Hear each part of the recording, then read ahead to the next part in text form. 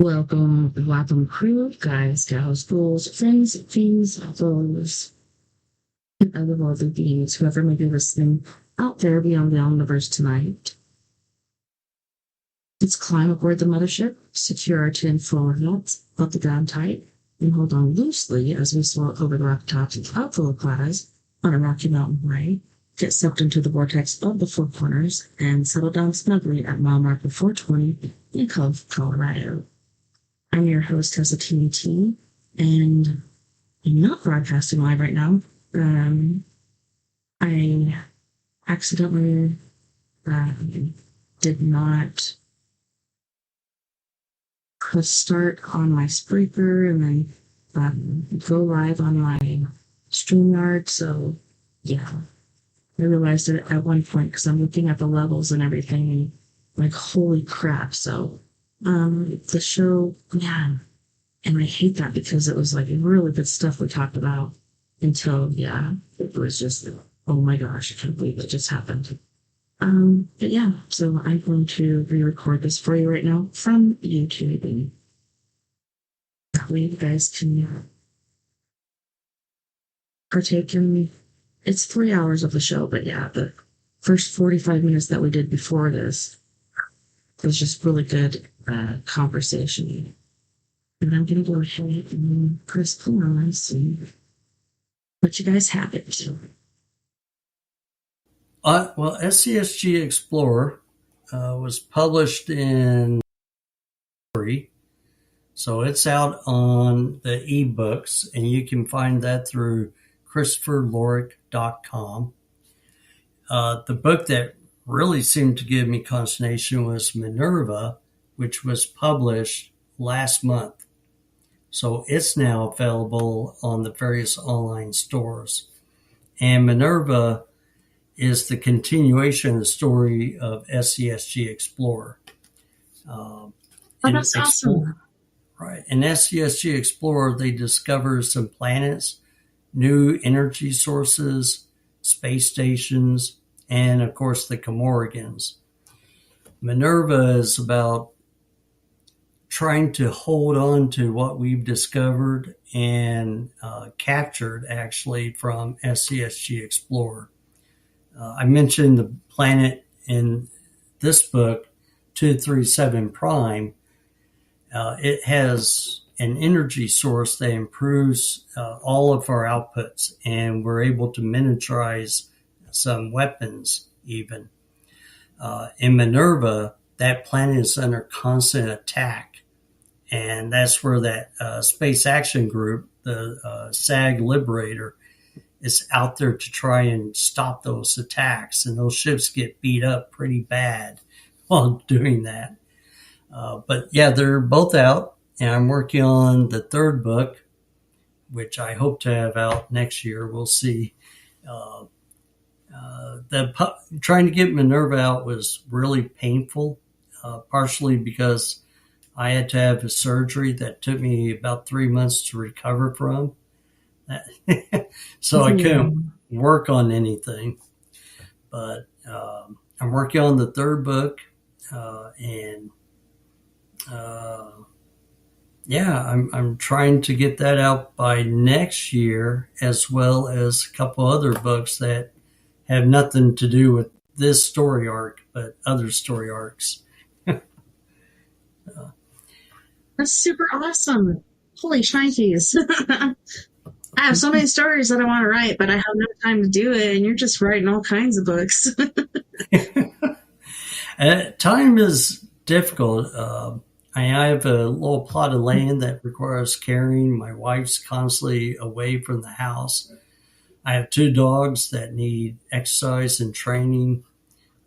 And then, of course, things in the house. So it's like, okay, I got to focus in on the story. I got to write the stories. They're up here. I'm writing notes constantly. But I got to get the story out for the audience, for the people. Definitely. So Minerva was the first one, then SESG is the second one of the series that you wrote, or how does SESG Explorer was the first. And that's, Okay. yeah, and that's where they get the message from deep space and they go out to meet the Comorgans. Then Minerva comes along and they, many things are going on in Minerva. They're trying to hold on to what they discovered in Explorer and deal with the politics back on Earth. Uh, I address it only a little bit. Some people just want Earth to stay within its own solar system and hide from the galaxy. And others like, we're already out there, dude, and there's resources. We're going out there. So the storybook, the stories in Minerva is a diplomatic mission to deep space to find allies, Mhm. protect 237 Prime with the energy crystals. Uh, they decide to reestablish their authority on a space station they discovered and eliminate a threat that they discovered that they don't really know what the threat is. Uh, they were attacked in SESG Explorer, so now they go out with another expeditionary strike group to deal with that threat in particular. So, yeah, a lot of different story arcs going on in there in the same time space. So I tried to ensure the reader knows, okay, I got this story arc. Now I'm going into this story arc. Okay, I got it. This is in now.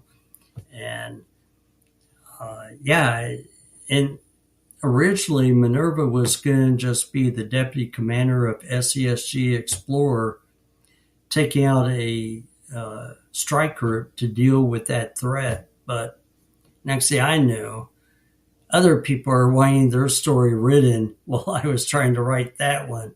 So the diplomat wants his story told, and the aliens that I start discovering in the book want their story told. So it's like, all right. And Paul Connington, the commander of the strike group Retribution, it's like, hey, don't forget about us. So, We're over here. and really, I screwed up with his mission set. I forgot how much of it I had written. So I wrote not the final chapter, but next to the final one. And I'm looking at it, and I look at the earlier chapters like, oh no, I got to go back and rewrite and make them seamless, that they're one story, because I really kind of screwed up on some of the ships and all of that. And I had to go back and remember, and that took about 4 or 5 different writing out again by hand what was going on with those ships. I got it straight. It's there. It's now good. Well, it's really weird how time shifts and time changes, and this is reality. Like, I don't know about you, but sometimes time is really fast, sometimes time is really slow, and nothing adds up really. And according to astronomers, etc., time is actually speeding up. I'm like, well, yeah, I've been saying that for a while, but is it really true? I don't know. I don't know if I can believe anything these people are saying. Yeah, it does really seem like time is weird. It could be just because I'm getting older and time escapes me, and so does, thoughts in my mind. But I don't know. It just seems like time has been really, really strange for the last at least 20 years, maybe 15.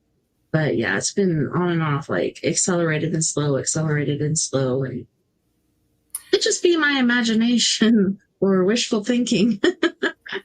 So,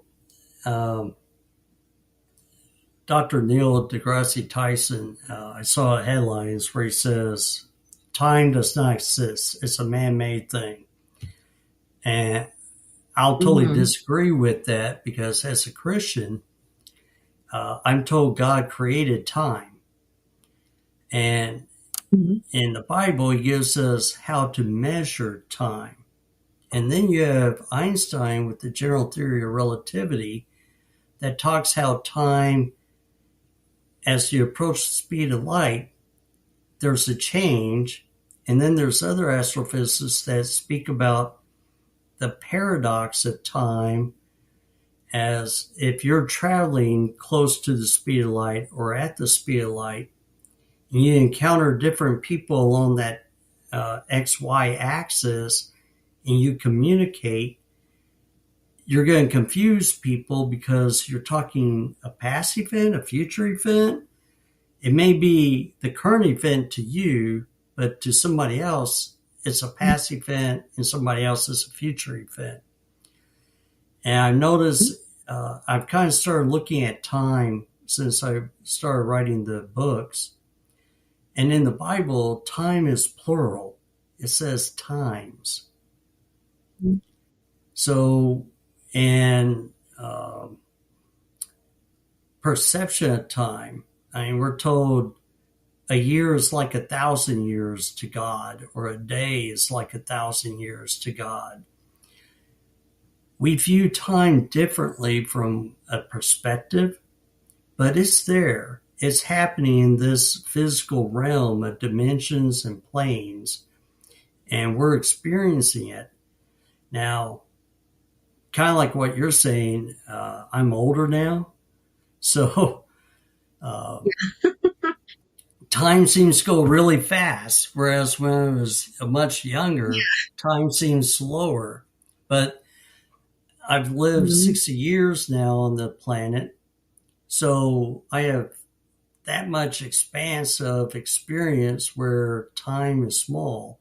Whereas a 5-year-old, an hour is a long time because they've only lived for 5 years.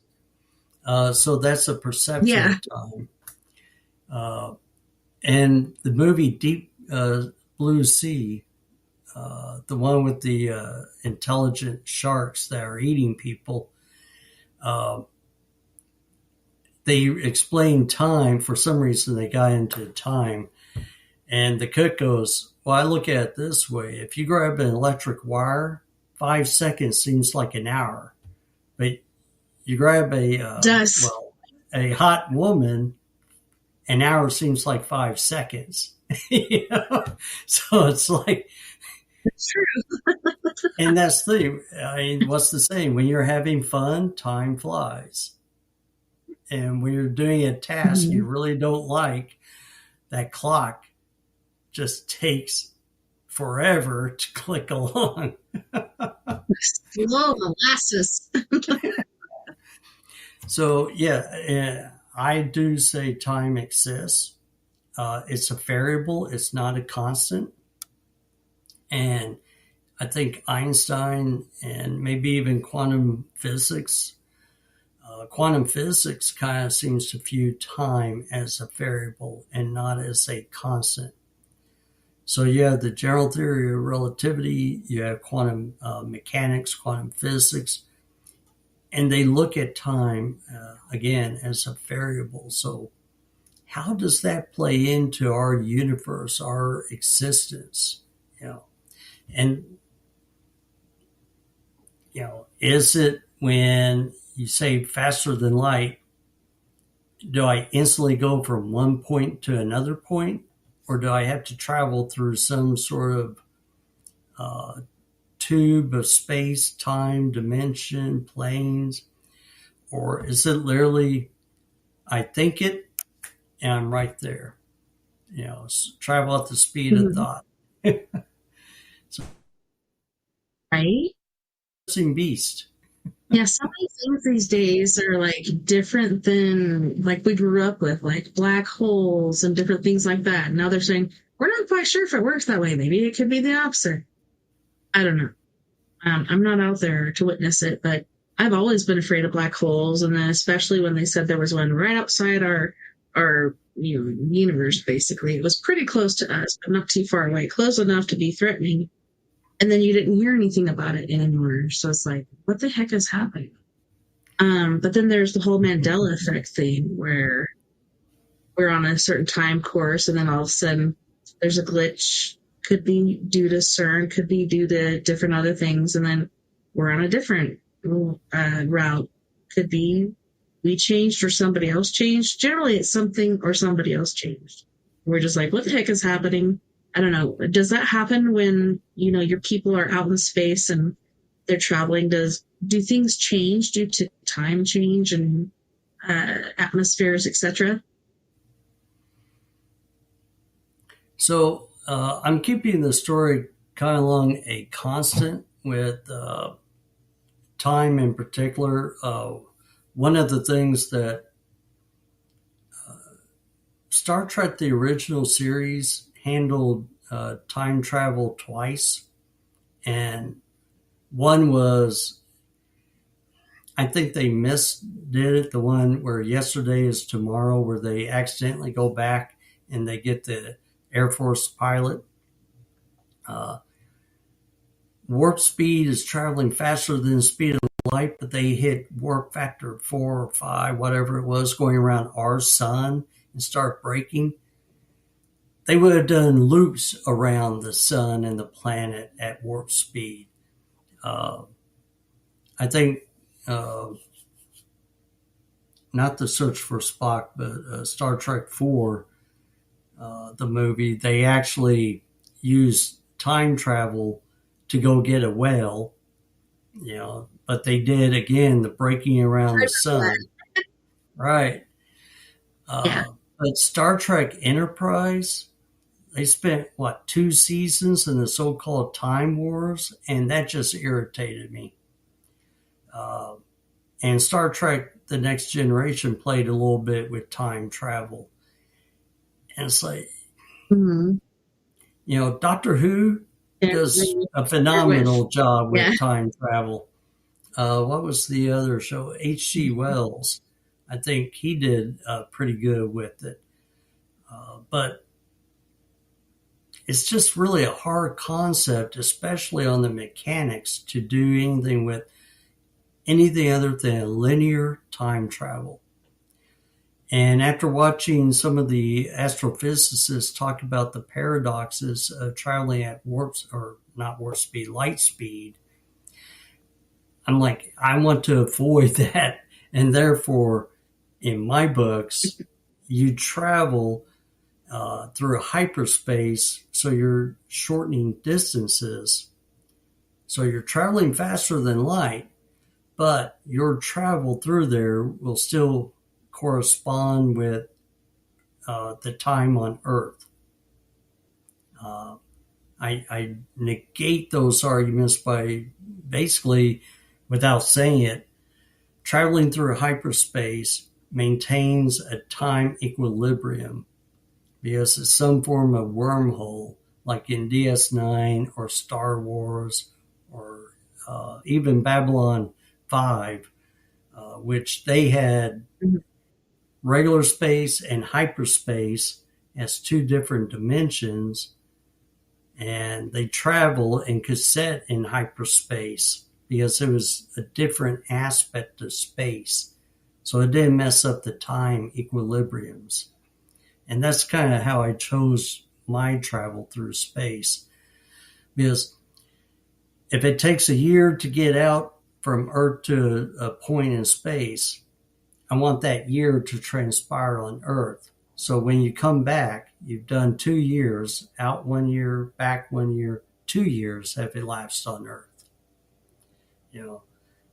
That way, the continuity of the story stays there and not run into the paradoxes that can happen. Might be interesting to write about that, where you're traveling out and when you come back, what was it? Not Inception, was it? The movie with Matthew McConaughey, where they went through a couple of black holes and his daughter was like 15, and when he returned, she was on her deathbed saying goodbye to her grandchildren. And he had not aged outside of just that time travel. So there are storylines out there that do that. I think it's not Inception. Yeah, there there's another one, and I think it was with Matthew McConaughey, and they're living somewhere, maybe Kansas or something, where it's really dusty, musty, and stuff. And That's the he goes to movie. space, and then he tries, and then he Yeah, gets in this little like where you can see different like bookshelves and stuff, and you're seeing what's going on the other side, but you can't relate or you can't talk to them. It's like, oh my gosh, yeah. that would be so frustrating. The movie is So Interstellar. scary. That's the one I was looking at. Interstellar. That's the one you're talking about.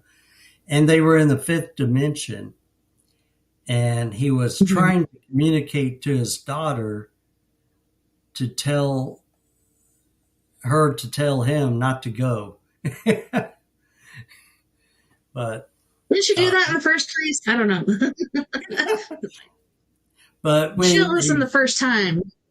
yeah, but she sends him back out there. She's an old woman. She's dying now, and said goodbye to her grandchildren and said, "You left this lady way out there on alien planet, and she's alone.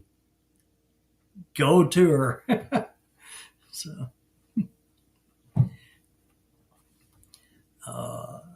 which I think they do eventually meet up, but I don't know. Like, I've watched so many different movies, it's hard to keep up with it. But that part of it to me was just like, holy shnikes, could you imagine being in that position and you're like trying to knock out books or doing whatever you can to communicate with her because you can't just like yell out and she'll hear you. Time and space is very scary. right, and so I'm not sure what technical aspects some of these screenwriters do, like Interstellar. They're talking about going through a black hole or around a black hole, not actually through it, but around the sphere, the coronal sphere. So they're pulling off of some hard science theory, I should say, not really hard science, more the theoretical science about gravity and speed of light and what that really does. And Interstellar, I think, did a pretty good job of that, especially with the closer you get to a singularity, the slower time moves. Again, it's a variable. And they really don't know how gravity affects time, but we can see through the mathematics that it does affect time. We just can't find that real correlation to it. Yeah. Smart people are working on it. Yeah. I think Brian Cox may actually be working on it. Yeah, and I've also heard recently how gravity isn't really a thing. I'm like, are you serious?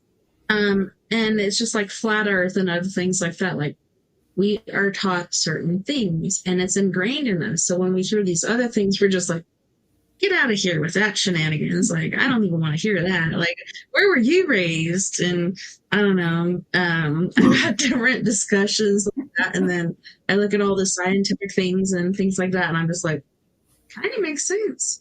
But at the same time, I don't want to admit it because then I'm like, what's happening right now? Things are going crazy. Yeah. I mean, crazy. I have heard about the flat earthers. I'm wondering how much of it is a joke and a jab at, well, I call it the religion of science. You know, science has become more of a religion in a lot of ways, Hollywood science especially. So I wonder if they're just jabbing at them, and these guys get all uppity about it. What do you mean? The word's circular. Well, it's not really a circle or a globe. It's elongated, you know, but our universe is flat. Why would our Earth not be flat? I don't know. It's so weird. I'm confused. And I'm almost 55. But yeah, I find it if we've already disproven that the Earth is flat, why do you give credence to anybody that's really tagging you on it? Uh, Maybe they're just trying to get, as we used to say growing up, your goat. Just get you upset. Yeah, get your goat. Get your goat. It's true. I don't know. The older I get, the stranger the world is, and the universe and everything. I'm just like, I don't even want to know anymore. I'm just gonna watch my kids grow, my grandkids grow, and be good with that. But I don't know. I'm still curious. Like, what the heck? But yeah, it's very intriguing. I'm looking forward to reading your book. Like I said, now, I was just going to say the newer technology, like the James Webb Telescope, we're seeing more, and the observations appear to be disrupting a lot of theories that we've had and that we've clung to in science for the past 30, 40 years, maybe a little longer than that. But what we're observing, it's like maybe our theories aren't quite right, and there's a reason why they're a theory. They're not a fact. They're a theory. There's something we use to understand our existence, our universe, our planet. But as we get more data, more information, that theory may be proven wrong, and new theory comes out. You know, again, I feel like I'm just doing with this because, like, science was my favorite subject growing up, and I did really, really good at it. But it's generally left up to hypothesis. Well, I think this is going to happen, but this actually happened, or whatever. You're continually like testing things and trying to figure out things, and I don't know. I think it makes you smarter and think deeper, et cetera, et cetera. But like you said, like there's so many things outward of our knowledge that we're still looking to. Everything's changing. Everything is weird. It's weird and strange. So,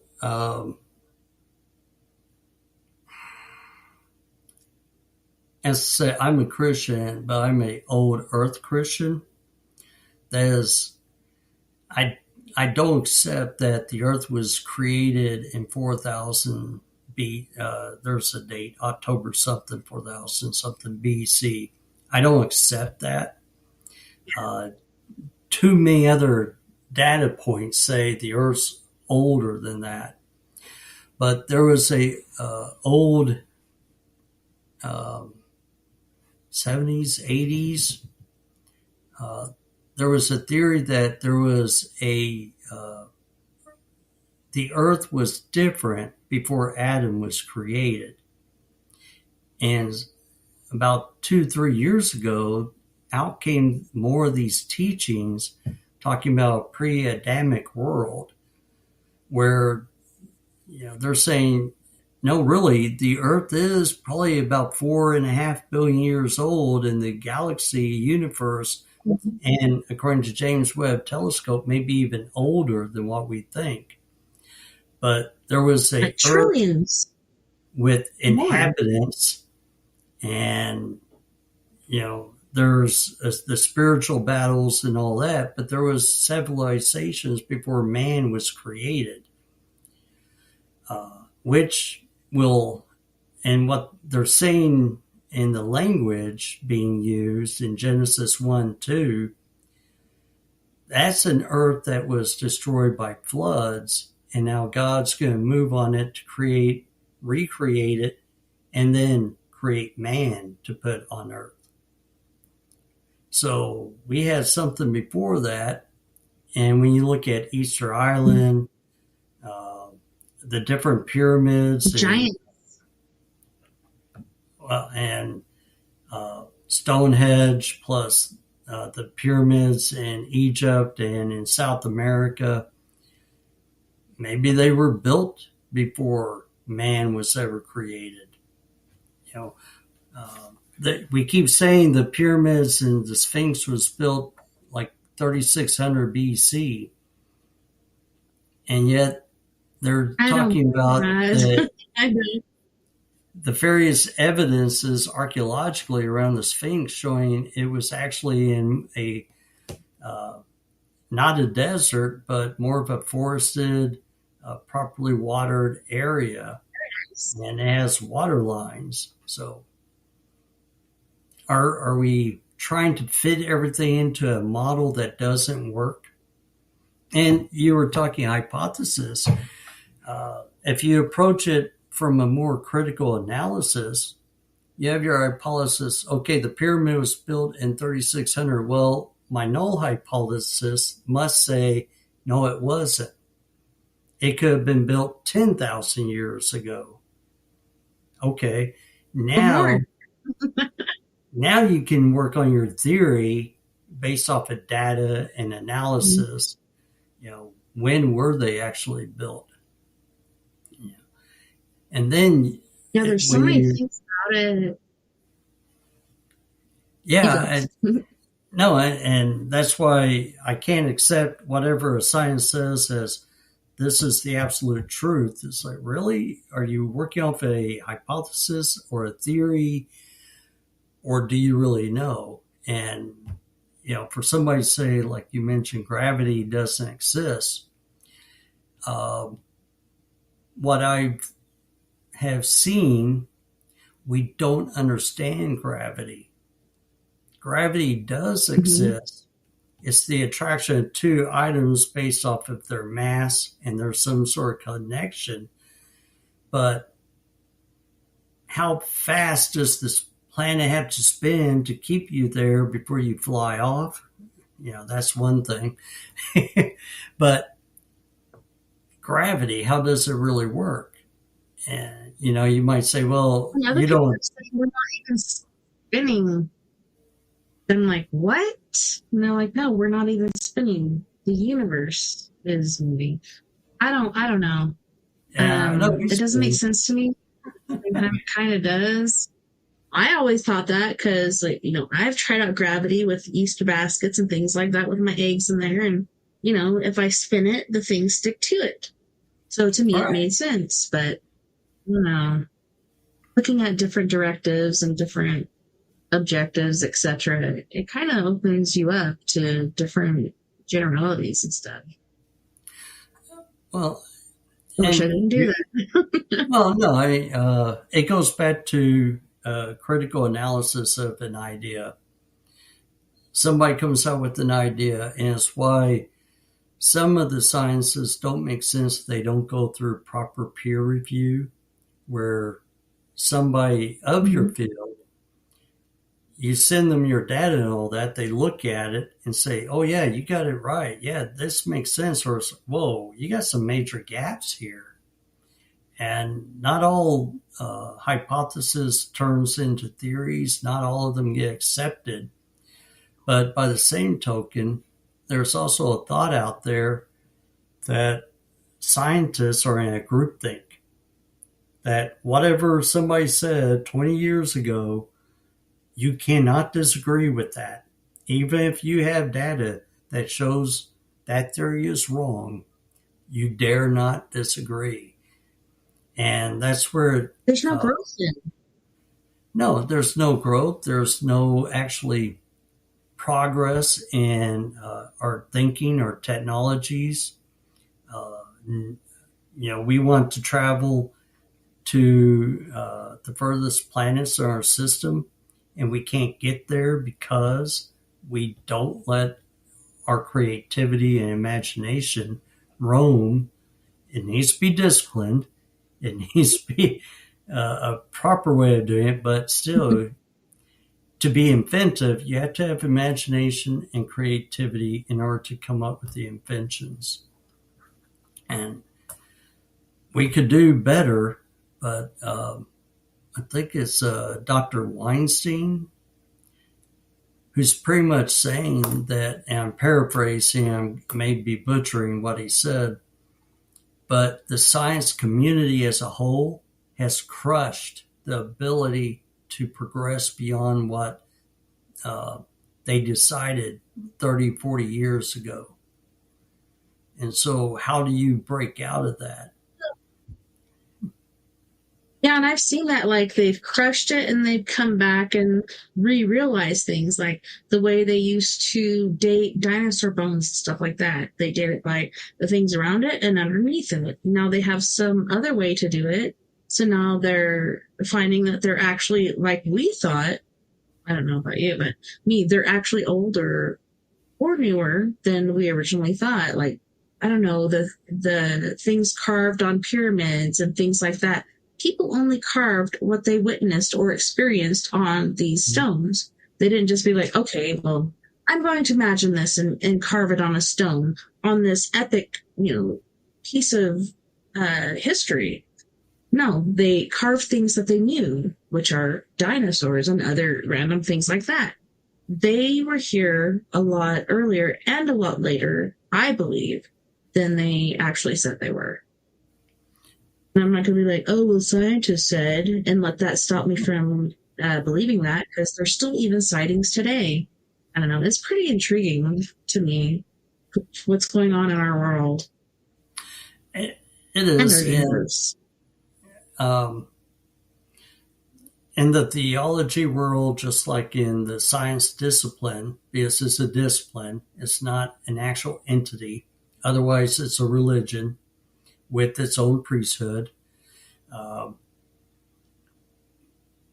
if you actually look at it, a lot of things are not settled or agreed upon by a majority. It's why you have the peer reviews. Even in theology, if you want to publish something that says, here's what the Bible is really saying, or the Quran, you have to go through a process of validation. And in science, the discipline of science, you have to go through that discipline. And sometimes you get that dogma in both camps, any camp really, that stops you from going to that next level of evolution, discovery of, hey, wait a minute, you got stopped here, but now we know newer and better things. That theory can actually now progress to this level, and we get newer technology, different technology that may not be poisonous to the planet and be helpful to mankind in achieving. One of the things I used in SESG Explorer, I had rail guns on the ships. We've developed that technology today, but we don't have the proper power or ship structure to handle a rail gun. We have the technology, it's there. We just don't have the supporting technology to support rail guns. I don't go into how they solve it because I'm not an engineer to try to solve that. But in the second book, Minerva, I do talk about weapon systems that cannot be controlled, that actually can destroy the ship if they tried to employ it. It was a requirement for this weapon system, but when told we don't have the relays, we don't have the systems, we don't have the programming, we can't control that energy and how it flows. The admiral says, okay, shelf it. Don't destroy it. Keep the research. One day something will come along, but we're killing that program and going on to something else, which is a decision-making aspect, which we can be pretty good at. But it's one of those things that this is the thought, this is the way we're going to think. We're not going to accept any other thinking. And when you do that, be it in the military, in the diplomacy, in the sciences, in theology, and mind you, theology does have certain guardrails, and so does science that you need to observe. Otherwise, you get way out there, and it's really wrong. But when you don't allow that innovation, especially in the military, I've had this happen where I've had to fight the system in order to get the guy on the ground the help they need. because they want to stick to a dogma that really did not apply. And they insisted on that until I finally convinced actually some 06s this will work. You can do this. The plane will fly. You don't have to be afraid of that. Yeah. So we got the people on the ground the help they needed. So, but yeah, it is. It's how you have to be disciplined in your thinking, but you can't constrain your thinking from new ideas. And if you get that new idea, you need to test it. Is it a good idea? Is it a viable idea? Or is it actually unethical or immoral or it'll cause harm? Then you get rid of that one and you keep on the ones that will help people, that are moral, that are ethical.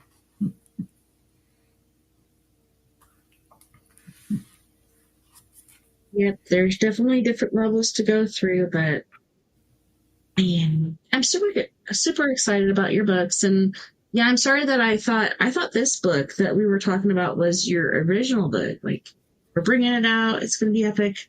And then there's another book. Had I known that, I would have referenced that. Hey, check out this book, and we're going to be putting this book out, and you guys need to know about this. But either way, I don't know. I think it's epic that you are writing about not only things that you know about, but things in your, imagination, and putting it all together for a story that could, in fact, someday be true. You never know.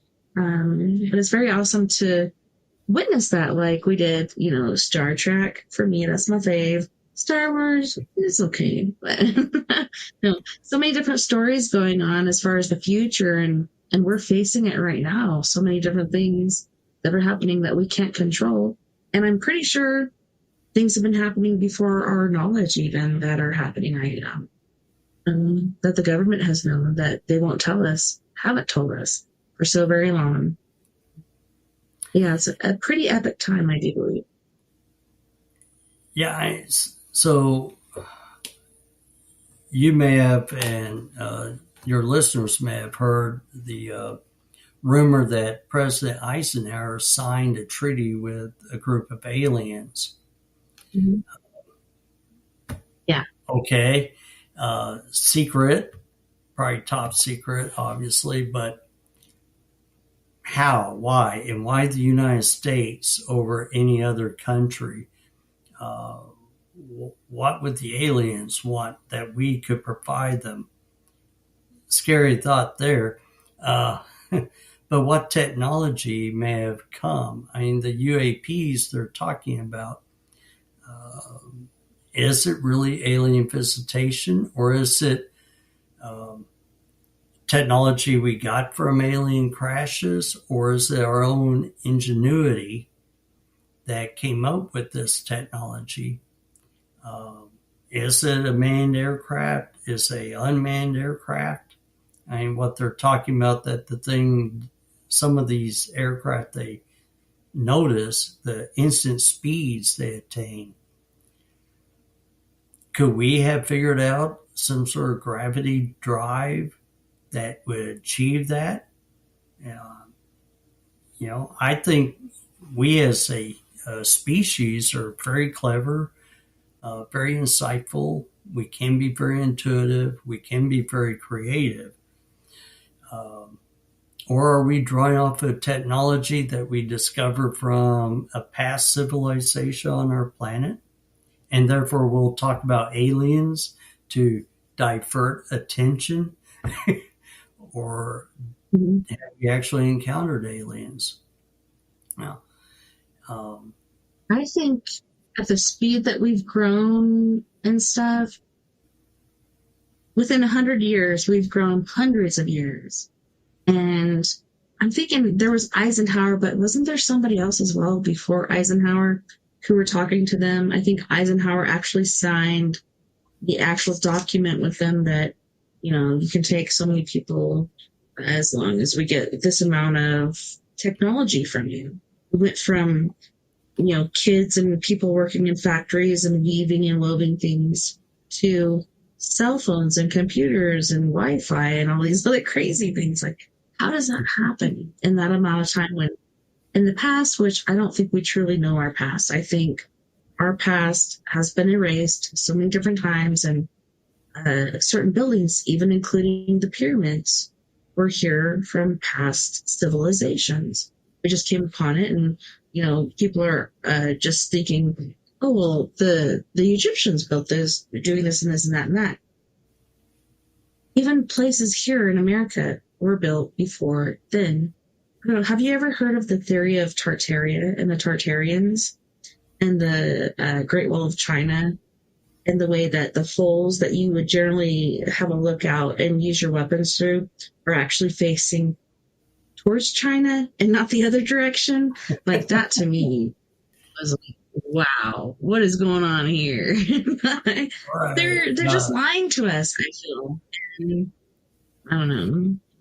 Well, the one that I'm the most familiar with would be the pyramids and how I'm blanking on the gentleman's name who's in charge of all the antiquities in Egypt.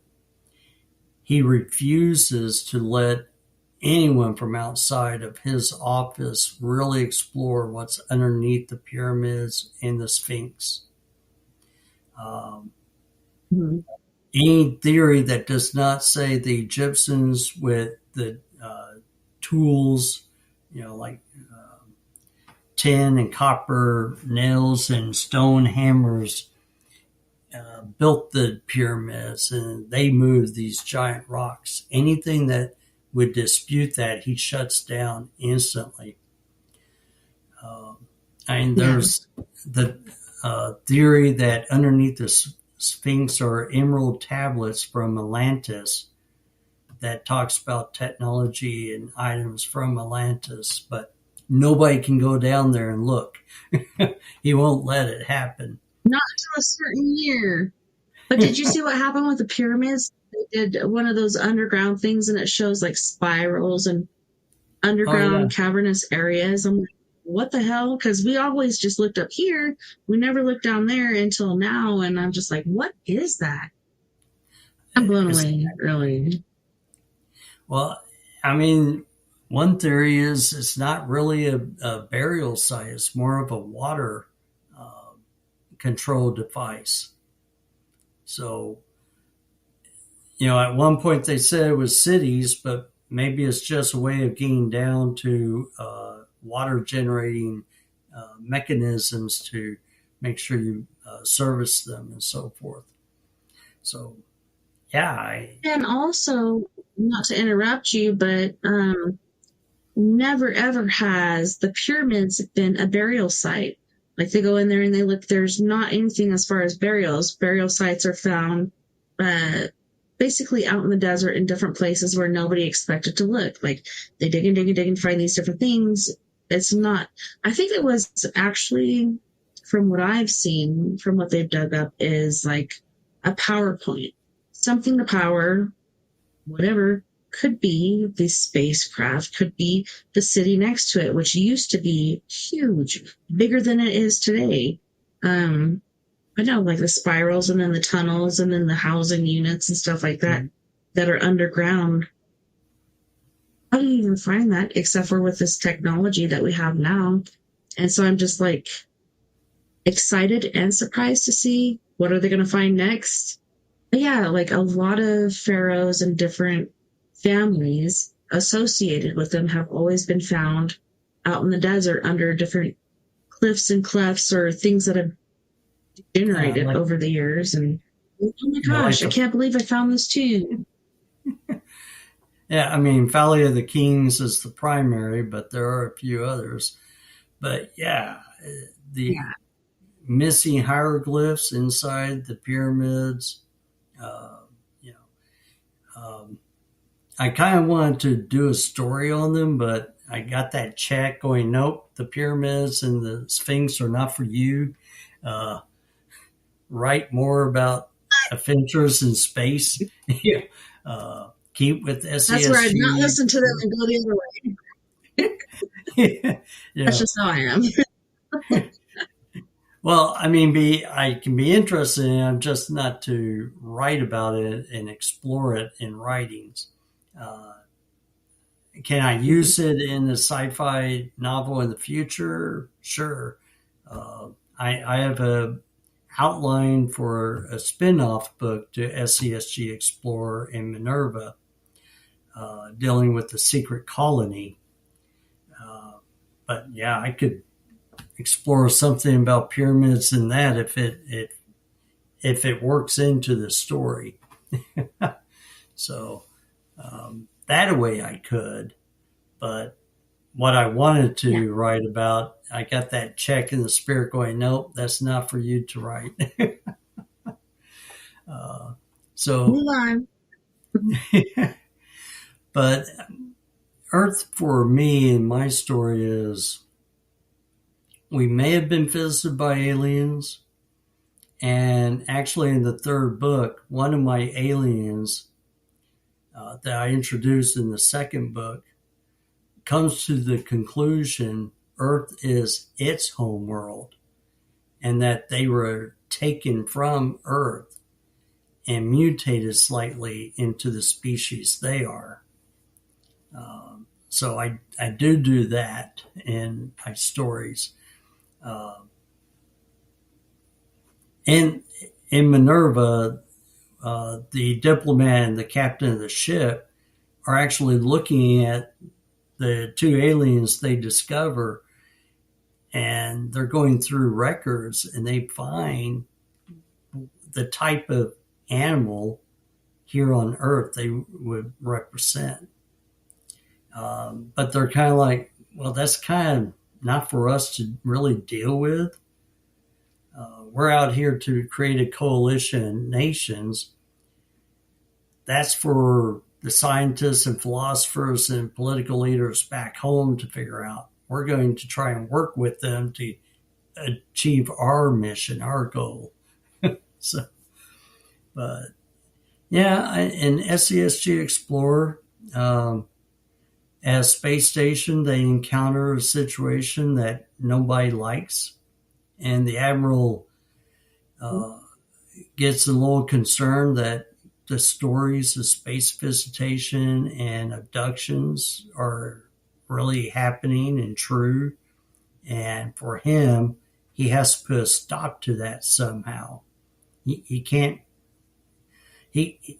stomach that aliens come to Earth and snatch up people. It's just gets under his skin. How could you? I mean, okay, we want to kill each other, that's one thing, but how dare you come and do it? Right? And it wouldn't, had it not been for government and other things like, putting us against each other, we'd be fine. Seriously, but there's politics and racism and other different things that I believe, have grown past. Now we're back in the bottom piss of it. Like, what the heck just happened? We just went on rewind, and now we're regenerated as far as racism and other things went. And it really makes me sad because we were getting somewhere, and now not. But I guess that's just the way politics and things work, which is why I don't like politics. I don't upload to any freaking party. Really, if I believe in somebody, I'll vote for them. If not, I don't. So I haven't voted in a very long time. But I see what the government's doing, and I think being a part of the government, you actually see deeper into what the hell they're doing. Other people are just like, oh no, it's this and this and that and that. No, I see what's going on here, and it really makes sense in the long run, but not to me as far as like how I want to live my life and stuff. But I don't know. I think we're in a very sad place in our life. And as far as the world and earthquakes and volcanoes and all kinds of things going off, it's a very scary time. And I wish I had a spacecraft to go and check out new lives, new civilizations. And may not be able to come back to Earth because of what we do to our own planet. uh, I ain't going to yeah, Mars, tell you what. yeah, Calvin might be there for the movie Life. Right? But well, I mean, I would like to actually see a colony on the moon, which we were, Mhm. by the projections of the 60s, 70s, we were supposed to be on the moon by the 1990s. And things got in the way. The problem with people is control. There's several people who want to be in Mhm. control of other people. And our republic, the United States of America is not a democracy. We're a republic. And there's a big Yeah. difference. Is democracy Mhm. is mob rule, and if you get 51% of the votes or the majority of the vote, you can criminalize a whole subset of your society.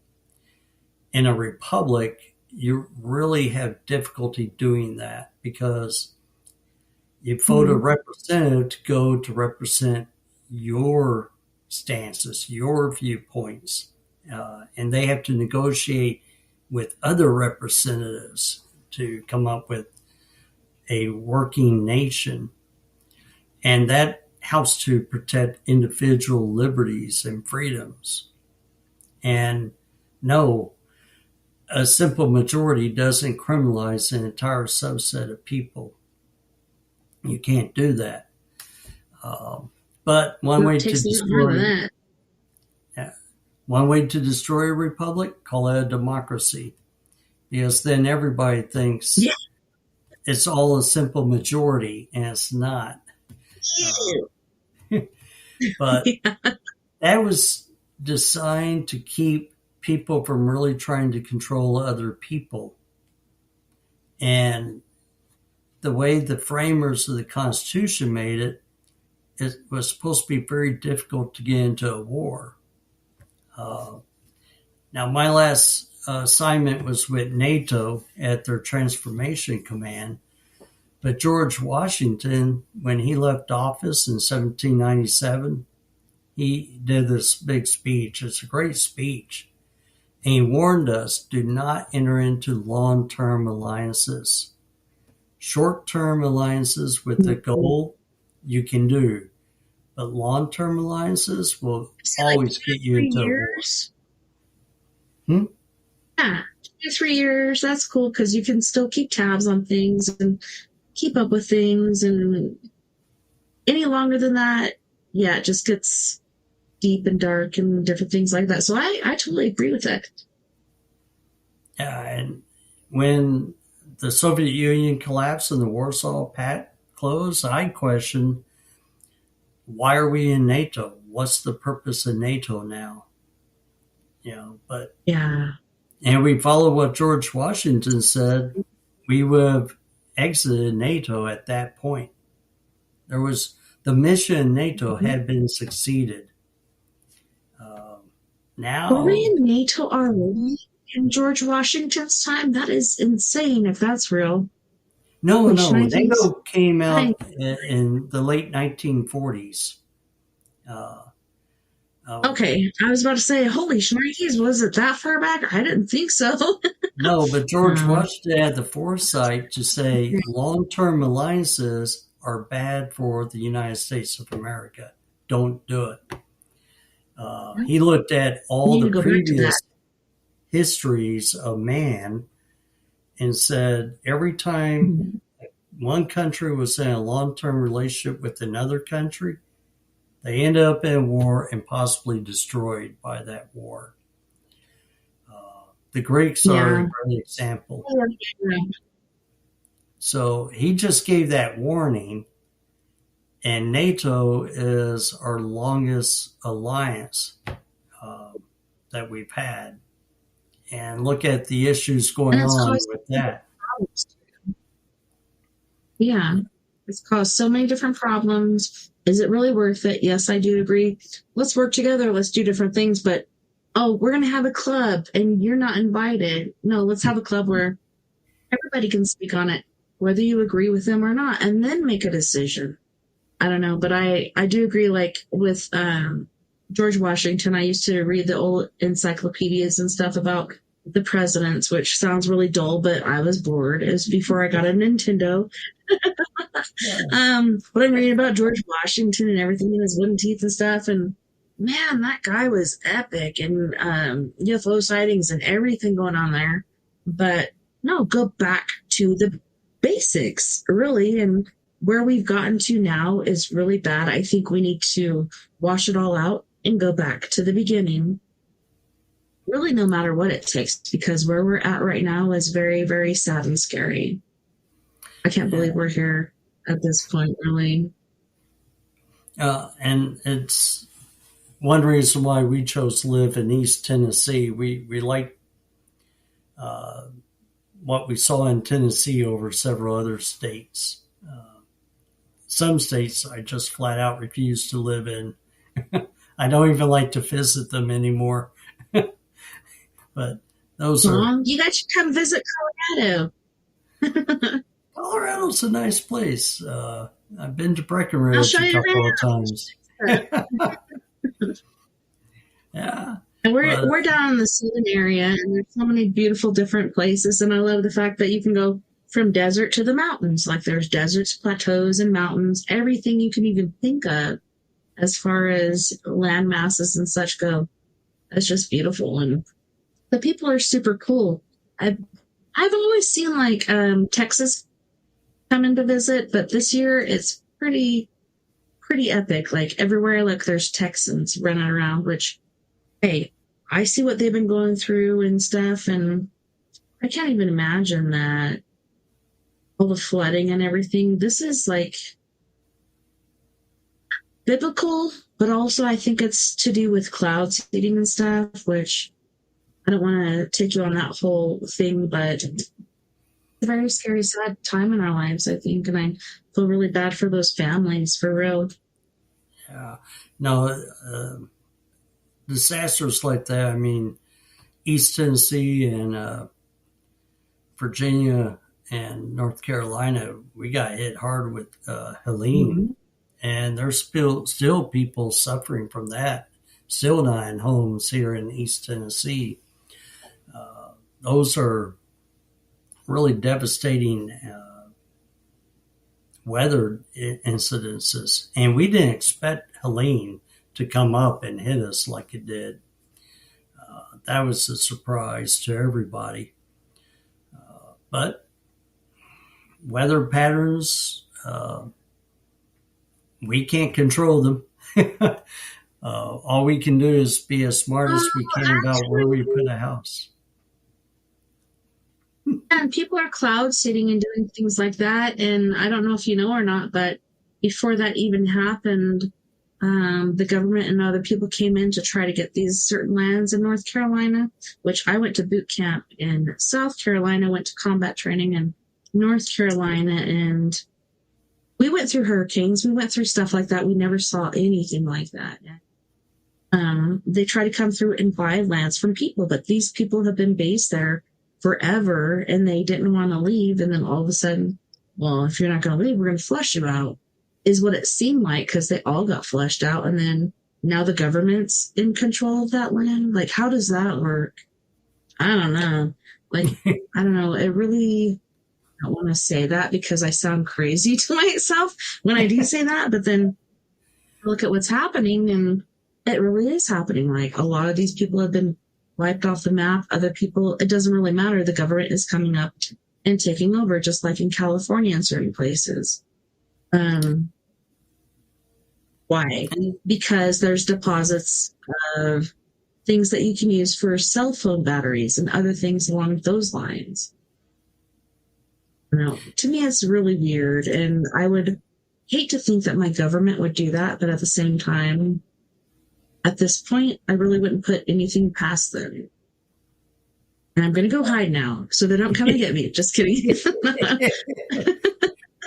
Well, and that's the thing. If the republic is doing its job, you wouldn't have the bureaucracy state or bureaucratic state being able to do a warfare against its own citizens. I mean, the EPA has some horrible regulations and not based in law, uh, but they will deprive people of livelihood and homes. And they try to do it without having to obey the Fourth, Fifth, and Sixth Amendments of the Constitution. Mhm. You know, oh, we're protecting the environment. We're keeping everybody safe. I mean, that's a big lie of being able to steal from people.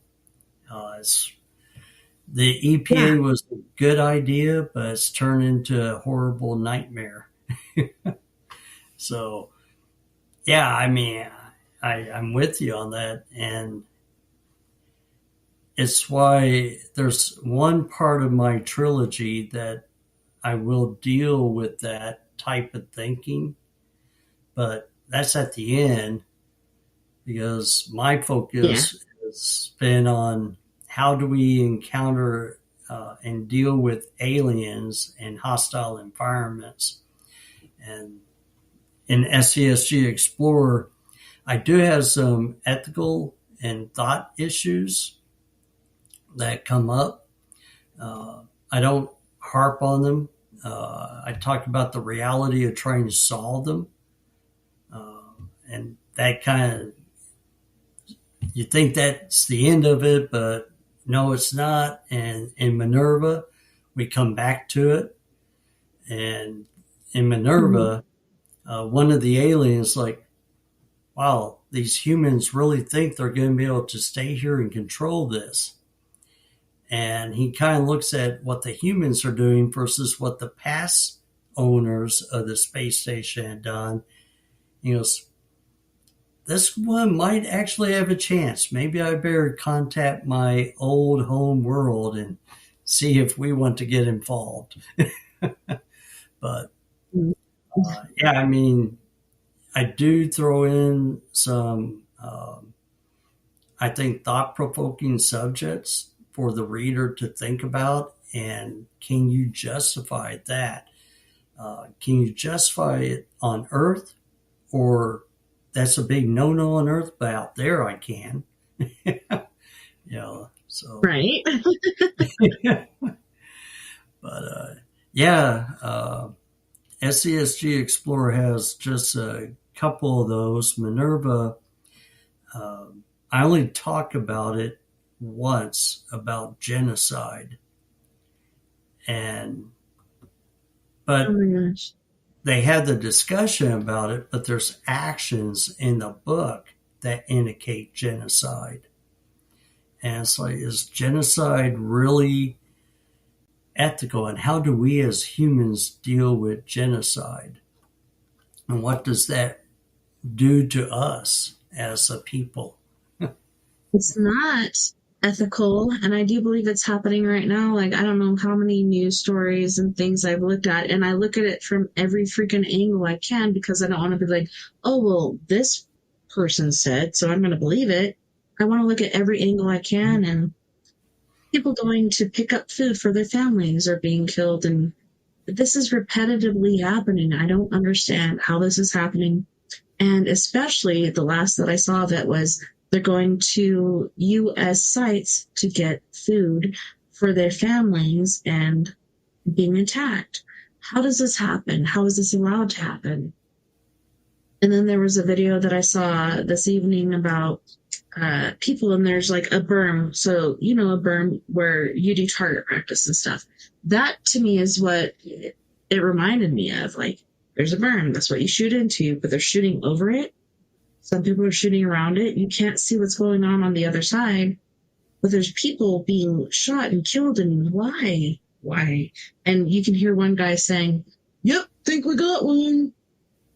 What is Mm. that? And why is that? Like, I don't understand what is going on in Gaza and Israel for us to take out all these people. And I think we're not personally doing that. I think Israel has done it for a very long time. And maybe the state that we're in right now, we are doing it too.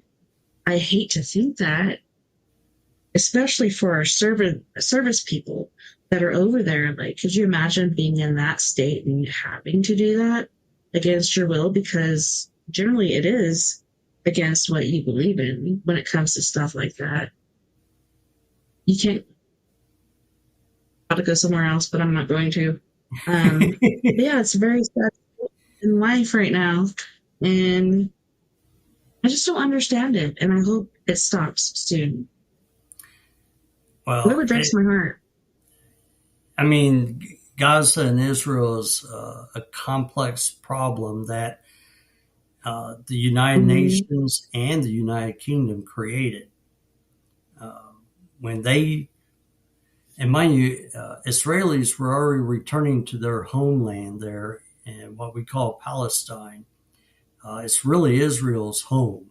It has been for centuries. Uh, they were only kicked out and forced to leave by the Romans because they didn't want the Israel state.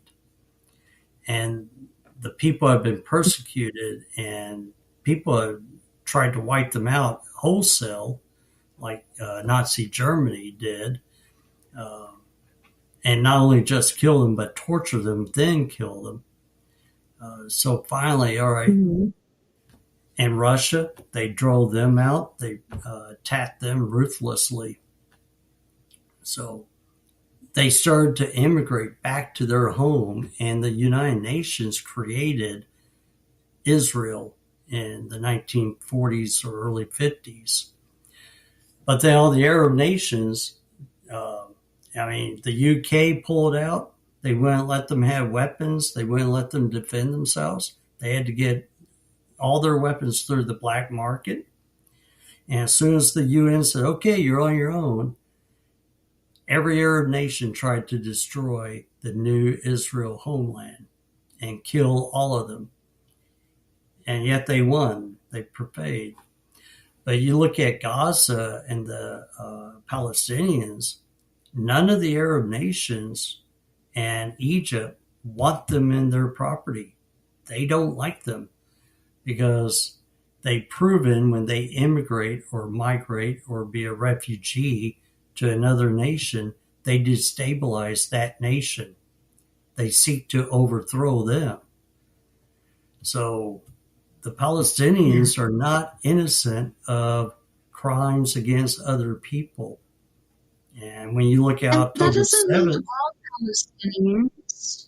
well, It's they just like, all, okay, all these other people. We're well, all in league with Trump. I don't think so. That's just it, lumping Trump's everybody in not the the same.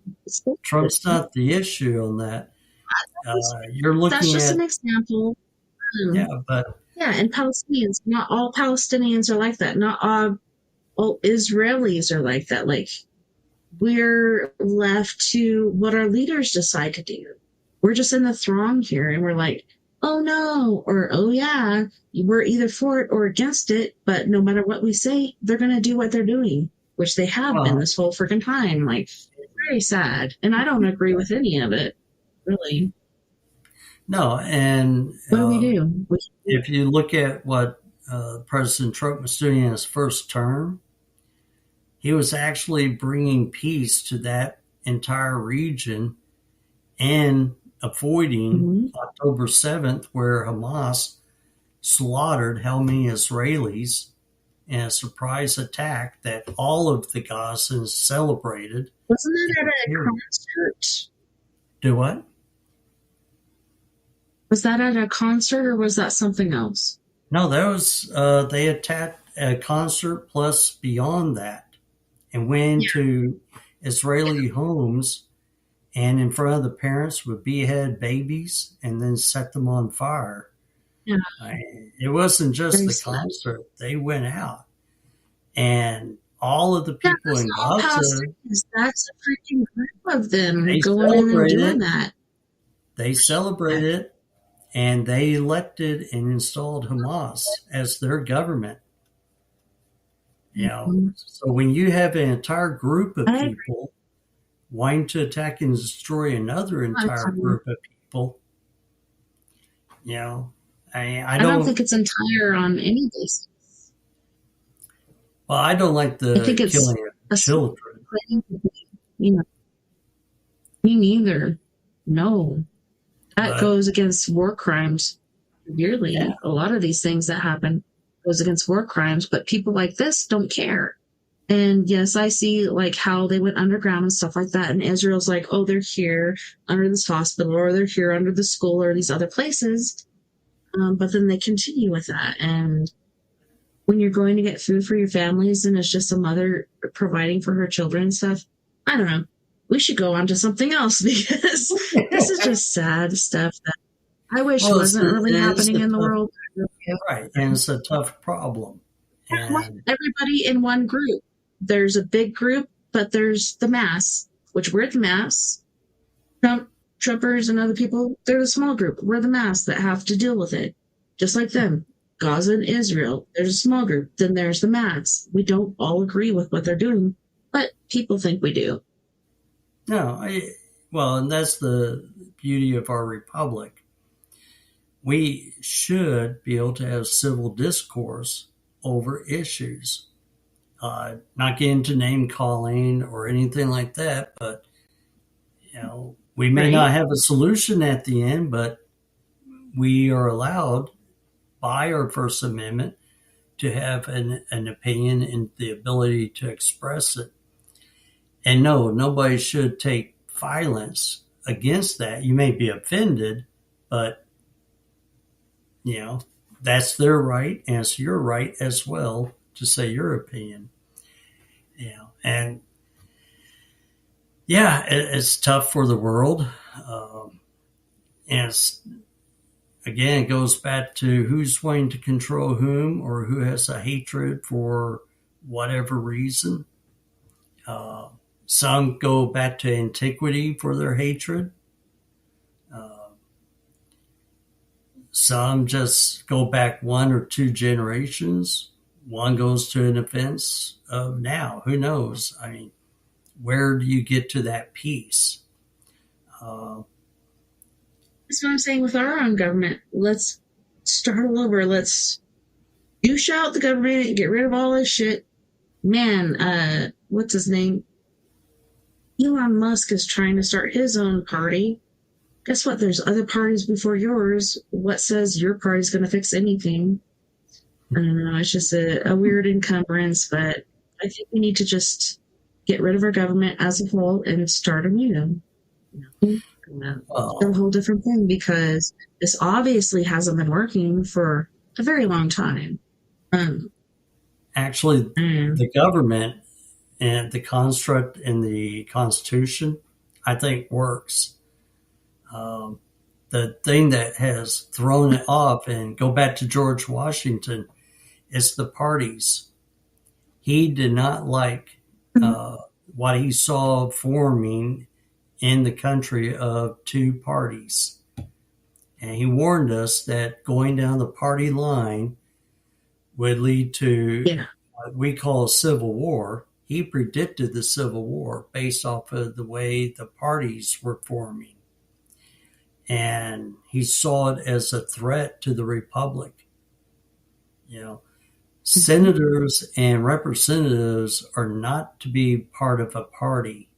They're elected by people that they represent, and they represent them. They don't represent a party. Yeah. So, and a lot of these people I think are paid off, and a lot of these people are too old to be there. It's like if you're falling asleep during Senate because you're like 80 something years old, you need to relinquish to somebody else for the betterment of the country. I'm not saying you're too old, but when you know you're too old, you're too old. yeah. Well, the bigger, I do have issues with cognitive abilities, but if you're only making $50,000-$80,000 a year and you're elected to the Senate and somehow you become a millionaire, that's a problem to me. That's too much. Yeah, that's too much. When do we say stop? We should have said that like a long time ago. Yeah. So we have no So, control over that. Like that's the way the government does it. It's like when you have elected officials and things like that, you shouldn't pay them like that because not only are they getting paid too much, but other parties are going to come in and be like, "What do you think about this vacation?" Or "What do you think about this yacht?" Or "How about these fares?" It's just not right. well, yeah, and their salary is only like 120,000 a year. But I how did they know, suddenly still. become millionaires? You know that, yeah, you can't make a millionaire off of 120 grand a year. you, Yeah, that's you what I'm can, saying. Like people are coming in and be like, "What do you think about this?" And maybe you'll vote yeah. this way if I give you this. And they catch up So with it with some people, but not everybody. So that's why we just need to wash it all out, start anew. Beautiful fresh faces. I don't yeah. know. I want to say 30 years and kind of scares me, so I'm going to say 60 years and younger. Oh, I'm yeah. okay with older than that. You're going to be like napping. I'd be Uh, napping anyways, and I'm only 46, so I mean,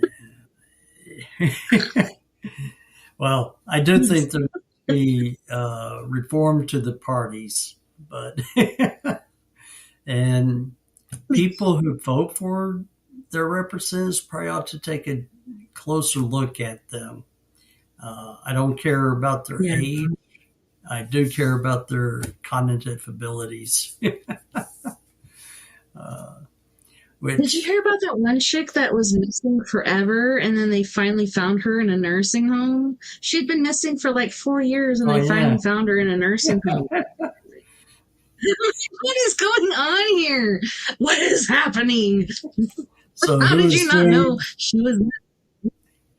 yeah, how is she casting her vote for her people?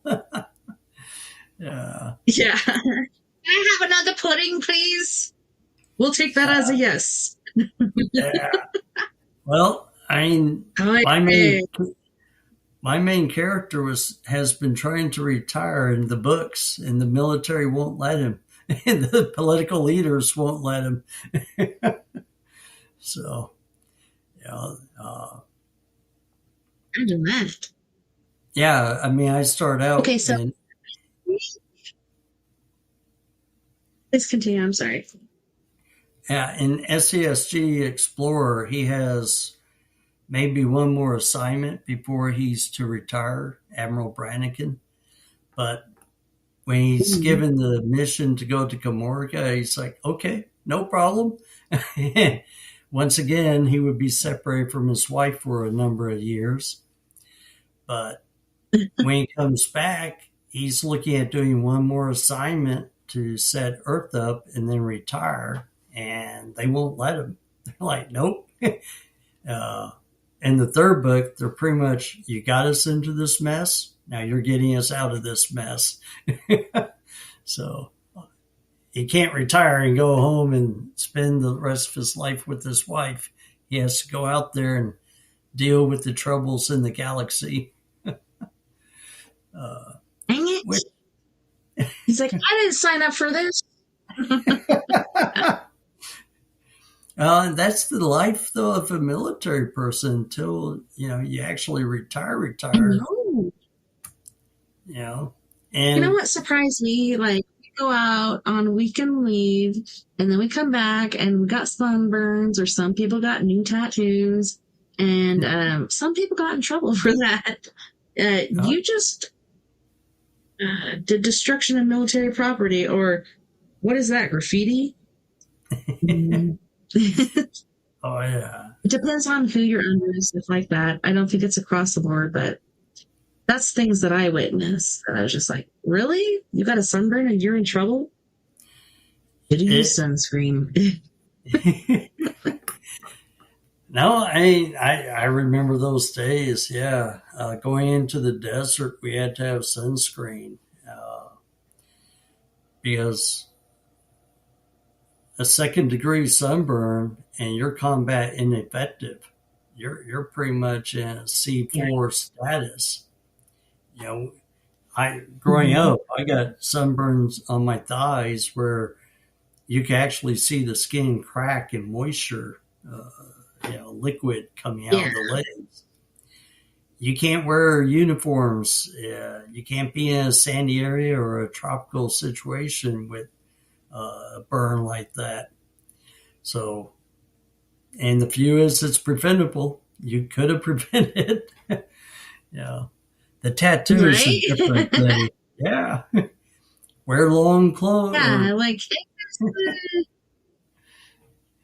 you got Eagle Globe and sunscreen. Anchor and stuff like that. It's different, but some people get really messed up on weekends, and some people get the wrong tattoos. So if it's not okay, you better put it in a place where they can't see it, because you're gonna get in trouble. Because it's like graffiti. I'm looking to see where we're at on this, because our recording time is different than. Okay, so we have T minus 5 minutes and counting. Can you tell our listeners what books you have out, where they can find them, where they can order them to read them, etc.? Right. So I have two books right now, SESG Explorer and Minerva. You can go to ChristopherLoric.com, my name.com, and you can see online bookstores that you can order them. You can find them at Barnes & Nobles, Amazon, Books A Million, Walmart, and there's another one, Bookshop, something like that. But the links on my website will take you right to the books. You go to on Amazon, search for Christopher Loric. I'll come up and the books will come up, hardback, paperback, and both of them should be out in ebook by now. So, yeah. Or you can look for various expos, and I'll be there selling my books. Like the next one is Tennessee Book Review at North Knoxville. So that'll be in September. So yeah, there you go. And yeah, basically look for the titles of these books if you don't know where to look, and it should show you where to go to find them. But thank you so much for being on the show tonight and hanging out with me and dealing with my shenanigans. I know there were certain questions that were put out there for me to ask, but I like to go willy-nilly and ask different questions that come up for me and not make it so boring for you. So hopefully you had a good time, and I hope people are interested in your book, because I am. And yeah, so Minerva is first, and then it's SESG after that, right? Is the second one? The other way around. SESG Explorers first, and then Minerva. Oh, okay. But if you read Minerva first, you can grasp. I mean, it's almost a standalone. It references SESG a lot, but the adventures It's are kind of like different. any series you watch or whatever. Yeah, sometimes you see the forefront and you go back to the history, then you go back. But yeah, sorry about that. I got confused, which is not surprising.